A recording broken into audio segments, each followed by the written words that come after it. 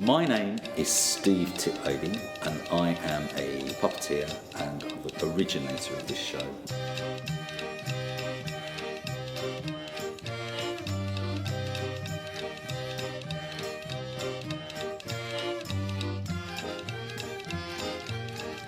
The heart is really about a dad and a son.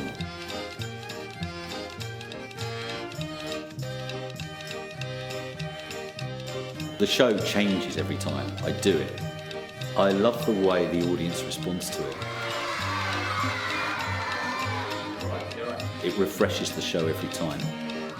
And I'll find new things within the show from what they say.